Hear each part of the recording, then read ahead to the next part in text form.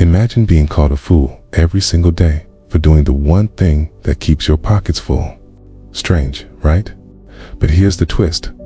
What if that very act of seeming foolishness was the sharpest kind of wisdom, the sort that doesn't glitter, but lasts? Let me tell you a story about a boy, a king, and a box of silver coins that'll make you rethink what it means to be smart. The kingdom was lush, all emerald rice fields and rivers that shimmered like dragon scales under the sun. At its heart stood a palace with a king's minister, a man so shrewd he could outthink monsoons, counseled on everything from taxes to treaties. His mind was a blade, sharp and trusted. But the minister's son? Oh, the courtiers whispered. The boy would wander the market at dawn, barefoot and grinning, trading riddles with spice sellers while noblemen rolled their eyes.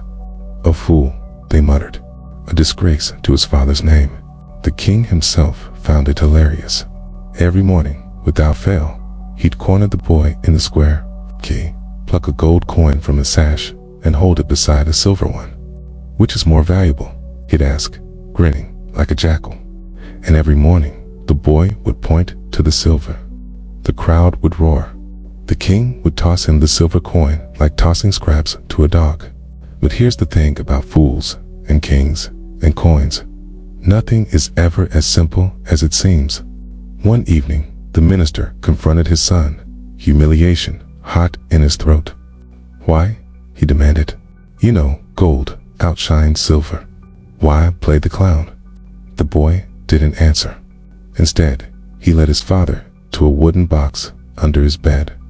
When he lifted the lid, moonlight struck a small fortune in silver, glinting like a frozen river. If I took the gold, the boy said softly, the game would end tomorrow. But this way, the king thinks he's winning, and I wake up richer every day. The minister stared. All those years of courtly strategy, yet he'd missed the truth right under his roof. Sometimes looking foolish is the price of feeding your roots while others chase storms. Buddha once said, desire is the root of suffering, but he never said wisdom had to look wise. See, the boy wasn't clinging to the coins, nor was he hungry for the king's approval. He'd found a middle way, a path that didn't fight the current, but used it. While the court clawed for gold, he'd mastered the art of enough.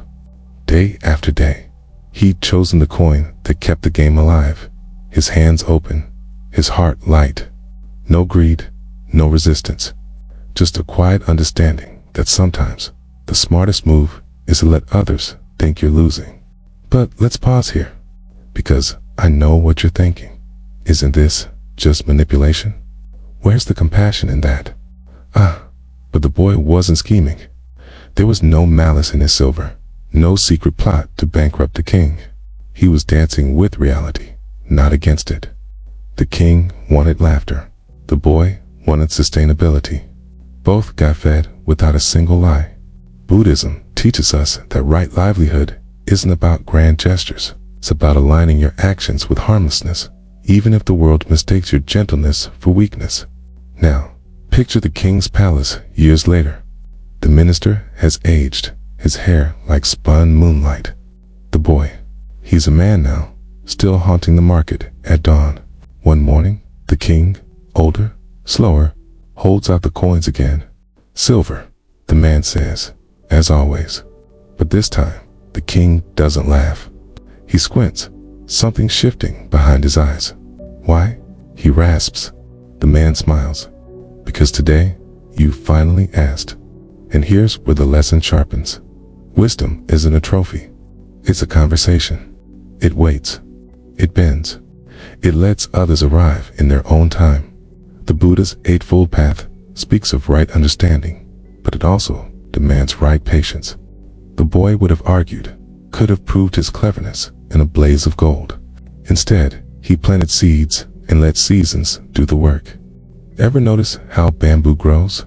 Silent for years, then shoots up 30 feet in a month. Wisdom isn't showy. It trusts the soil. So here's the kicker. Why should you care? Because you've got your own versions of gold and silver. That job everyone says, you're too quiet for. The dream folks roll their eyes at. This story's a mirror. The world will call you foolish when your choices don't fit its hunger. But what if your silver is the thing that outlasts their gold?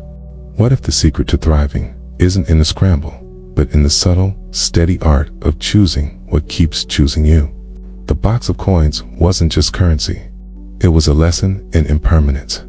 The king's laughter, the court's judgment, they rose and fell like breath.